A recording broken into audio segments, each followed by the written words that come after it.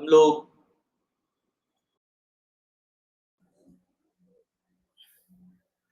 मनुष्यत्व पे चर्चा कर रहे हैं कि मनुष्य जीवन का मिलना वह कितना अनमोल है। और उसी चर्चा को आगे बढ़ाते बढ़ाते हमने सत, चित और आनंद, ये जो तीन शब्द है उसकी व्याख्या की है। और वही तीनों स्थिति, सत्य की स्थिति, चित्त की स्थिति और आनंद की स्थिति ही शिवत्व है, जिसको कि हम सत्यम, शिवम और सुंदरम कहते हैं। आज कुछ एक जीवंत उदाहरण हम सुनेंगे इस विचार के सत्र में। सत, सत्य यानी अस्तित्व का अनुभव होना, यथार्थ को जानना, सच्चाई में जीना और सही कर्म करना, यही सत्य है। जैसे मैं कुछ उदाहरण दूं आपको कि एक छात्र परीक्षा में नकल नहीं करता है और वह अपने ज्ञान से लिखता है। भले ही उसे कम अंक मिले, लेकिन उसको सत्य का अनुभव होता है कि मैंने ही ये काम किया। जब यह अनुभव हो तभी सत्य का अनुभव है। अगर कोई व्यक्ति अपने दोष को स्वीकार कर लेता है और माफी मांगता है कि मैं गलत था, क्योंकि वह सत्य को स्वीकार करता है और वह सत्य की पहचान करता है, तभी उसके अंदर से कुछ इस प्रकार का माफी निकलता है। अगर कोई रोगी को डॉक्टर सच्चाई से उसकी हालात बताता है ताकि सही इलाज हो सके, यह यथार्थ का साहसिक स्वीकार है। तो इस प्रकार से जब भी हम सत्य के बारे में बात करते हैं, तो सत्य के बहुत सारे उदाहरण कहीं हमें कुछ इधर उधर से नहीं मिल सकते। वो सत्य का उदाहरण हमें स्वयं अपने आप, अपने ज्ञान से, अपने अनुभव से ही हम प्राप्त कर सकते हैं। ये नहीं कहते तुम झूठ बोल रहे हो, तुम सत्य बोल रहे हो, नहीं। जब आपको जिस चीज का अनुभव हो, जिस चीज का अनुभव प्राप्त हो, वही सत्य का अनुभव है। चित्त के बारे में ज्ञान और विवेक की जागरूकता होना, यानी आपकी चेतना, आपका आत्मबोध, आपकी भीतर का समझ, उसका जगना। अगर ध्यान में बैठा व्यक्ति अपने विचारों को देख रहा है बिना किसी प्रतिक्रिया के, आप उस विचार में देखे जा रहे हैं, डूबे जा रहे हैं, तो यही तो चित्त की स्थिति है कि अगर आप अपने स्वयं के विचार में जहां जहां आप जैसे जैसे घूम रहे हैं, वही चित्त की स्थिति है। कोई माँ अपने बच्चे के व्यवहार को समझकर प्यार से उसको समझाती है, ना कि उसको गुस्से से या मार के। तो यही विवेकपूर्ण चेतना की स्थिति है।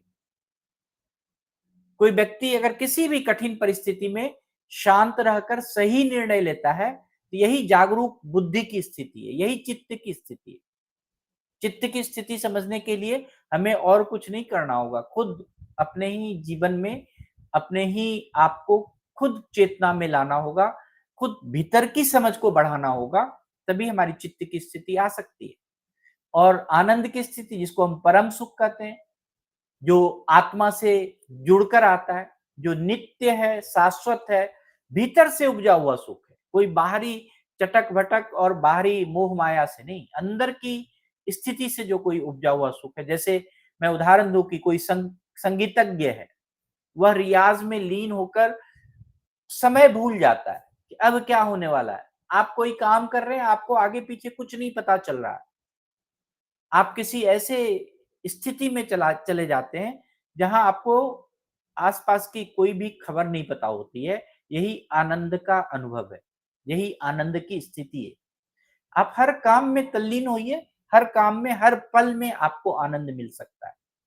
बिना स्वार्थ की सेवा करने के बाद आपको बड़ा संतोष मिलता होगा। यही आत्मिक आनंद है कि आपने सेल्फी के लिए नहीं किसी को कुछ सेवा किया, आपने स्वयं अपने आप को संतुष्ट करने के लिए सेवा किया, वही आनंद है। प्रकृति में अकेले चलना, भीतर से शांत महसूस करना, कोई ऐसी स्थिति, कोई ऐसे जगह पे जाना जहाँ पर आपको परम आनंद, परम सुख की झलक मिलती हो, वही आनंद की स्थिति है। तो वास्तव में ये जो सत, चित और आनंद की जो स्थिति है, ये हमारे दैनिक जीवन के हर कामों में जुड़ा हुआ है, हर प्रतिक्रिया में जुड़ा हुआ, हर समय में जुड़ा हुआ। और सत्यम शिवम सुंदरम, सत्य ही शिव है और वही सुंदर है। जो सत्य है वह कल्याणकारी है और वही वास्तव में सुंदर है। अगर हम इसको देखें उदाहरण के तौर पे, भगवान बुद्ध का बहुत ही अच्छा उदाहरण है। भगवान बुद्ध का जीवन, जिन्होंने सत्य को जाना, लोगों का कल्याण किया और उनका चेहरा करुणा और सुंदर था। उसी को तो सुंदर, उसी उसी स्थिति को तो सत्यम शिवम और सुंदरम की स्थिति कहते हैं। भगवान बुद्ध का जीवन जो है स्वयं में एक सत्यम सुंदरम, सत्यम शिवम सुंदरम की अनुभूति है। सत्य जो है, बुद्ध ने क्या किया? सत्य को जानने के लिए सांसारिक मोह, दुख, मृत्यु के रहस्य को जानने के लिए राजमहल छोड़ दिया। कठोर तपस्या के बाद उन्होंने चार चार जो है आर्य सत्य को जाना। यह उनका सत्य का गहन अन्वेषण था, गहन रिसर्च था। हमने पिछले दिनों बात किया था कि ये सच्चित आनंद जो है आपका एक अनुसंधान का विषय है। आपके जीवन में खुद आप अनुसंधान कर सकते हैं। भगवान बुद्ध ने शिवम को जानने के लिए, कल्याण को जानने के लिए उन्होंने जो ज्ञान प्राप्त किया, वो दूसरों को दुख से मुक्ति का मार्ग दिलाया। उनके ज्ञान से लोगों की दुख की मुक्ति हुई। उनका चक्र जो प्रवर्तन था, उनका जो पहला उपदेश था कि समस्त जीवों की कल्याण की भावना में प्रेरित था, तो यही तो उनका शिवत्व है। और सुंदरम क्या था? उनके भीतर करुणा थी, शांति थी, समत्व का सौंदर्य था। उनका मुखमंडल तेज था, उनकी करुणा में दीप्ति थी। उन्होंने न केवल सत्य बोला, बल्कि उन्होंने सत्य को जिया और वही उनको सुंदर बनाया। तो इस प्रकार से भगवान बुद्ध जीवन में केवल धार्मिक गाथा नहीं है, वो सत्य का अनुभव है, कल्याण की एक क्रिया का अनुभव है और एक आत्मिक सौंदर्य का प्रतिबिंब है। यही तो सत्यम शिवम सुंदरम है। मैं भगवान बुद्ध से थोड़ा हटके गांधी जी पे आ जाता हूँ। गांधी जी ने सत्याग्रह आंदोलन किया, उन्होंने सच्चाई के लिए वो खड़े हुए, लाखों लोगों की आशा बन गए वो। और फिर क्या हुआ? सत्य में शिव, शिव और सौंदर्य, यही तो गांधी जी का सत्याग्रह था। गांधी जी के जीवन में सत्यम शिवम सुंदरम का क्रांतिकारी रूप था। अगर आप उनके जीवन में देखिए तो जो सत्यम है, गांधी जी ने अहिंसा और सत्य को अपने जीवन का मूल्य बनाया। उनके जीवन का वैल्यू ही यही था। उन्होंने कहा कि सत्य ही ईश्वर है।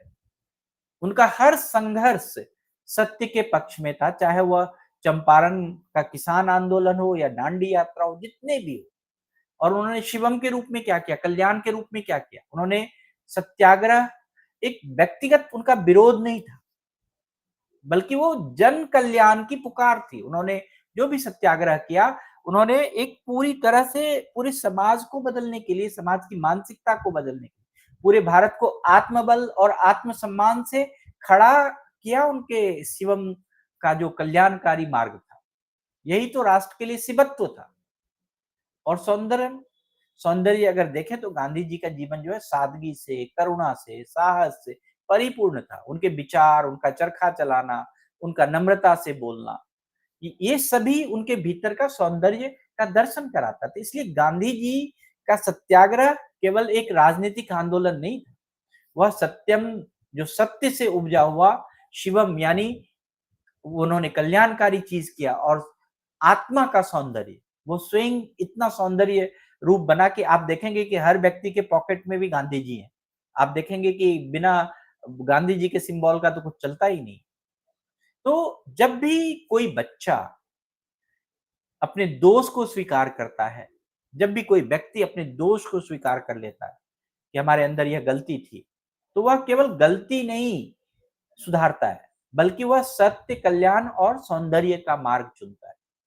तो अगर आप बच्चे के जीवन में भी देखें कि एक जब बच्चा कोई बिना डर के सच्चाई बताता है, तो हाँ, मुझसे गलती हुई है, उन्हें वह एहसास होता है, तो यह सत्य का साहसिक स्वीकार है उस बच्चे के लिए। और यही स्वीकार क्या करता है, उनका शिवत्व लाता है उनके अंदर, उनको बदलता है। वह सिखाता है, सीखता है, उससे समझता है, अपने व्यवहार को सुधारता है। उसका आत्मिक कल्याण की शुरुआत होना शुरू होता है। और सौंदर्य क्या है? उसके मासूम चेहरे पर जो सच्चाई की चमक होती है, जो नम्रता, जो उसकी सुधार की भावना, जो उसके भीतर का सौंदर्य है, वो बाहर से झलकता है।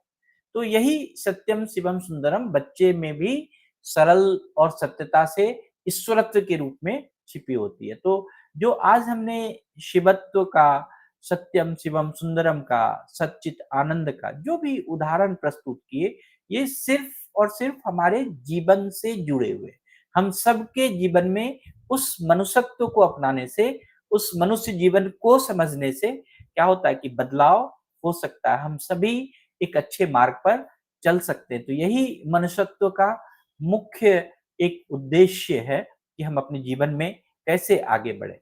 तो आज के लिए मैं इतना ही आप सबसे कहूंगा कि आप सबका भी जीवन परिष्कार हो, आप सबका भी जीवन सत्यमय हो, सुंदर हो, सब कुछ आगे आनंदमय बने।